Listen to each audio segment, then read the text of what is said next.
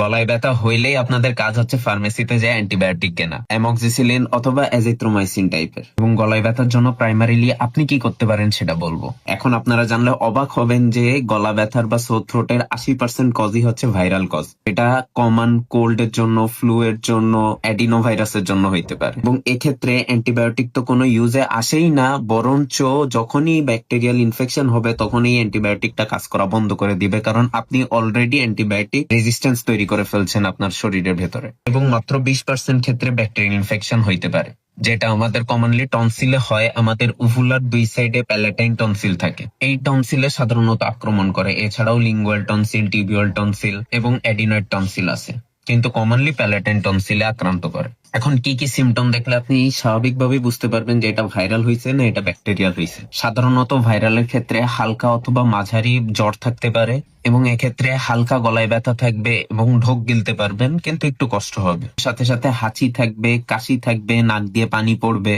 এসব ক্ষেত্রে সাধারণত আমাদের দেহ 3 থেকে 5 দিনে স্বাভাবিকভাবেই এটা সেরে যায়, এটার জন্য কোনো ওষুধ লাগে না। এবং ব্যাকটেরিয়ালটা চিনবেন কিভাবে? আপনার গলায় হঠাৎ অনেক পরিমাণে ব্যথা হচ্ছে, আপনার জ্বরটা 100 থেকে 101 ডিগ্রি ফারেনহাইটের উপরে, এবং আপনার ঢোক গিলতে খুব কষ্ট হচ্ছে, হালকা কাশি আছে বা কাশি নাই বললেই চলে, এবং গলার লিম্ফ নোড গুলা ফুলে গেছে এবং সাদা পাস দেখতে পাবেন ওখানে। এই ক্ষেত্রে অ্যান্টিবায়োটিক ইউজ করতে হয়, কিন্তু ডাক্তারের পরামর্শ।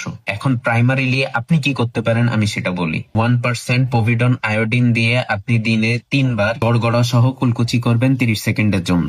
এটা কিন্তু একটা ব্রড স্পেকট্রাম অ্যান্টিসেপটিক, এটার মাধ্যমে ব্যাকটেরিয়াল এবং ভাইরাল লোড অনেক পরিমাণে কমে যাবে। এবং 3 দিন সময় দিবেন। 3 দিনের বেশি যদি আপনার জ্বর থাকে, 3 দিনের বেশি যদি আপনার গলায় ব্যথা থাকে, তখন অবশ্যই অবশ্যই ডাক্তারের পরামর্শ নিবেন এবং অযথা কোনো অ্যান্টিবায়োটিক গ্রহণ করা যাবে না। তো সবাই সুস্থ থাকেন, সুন্দর থাকেন। ভিডিওটি ভালো লাগলে আমাকে ফলো দিয়ে রাখবেন এবং ভিডিওটি বেশি বেশি শেয়ার করবেন।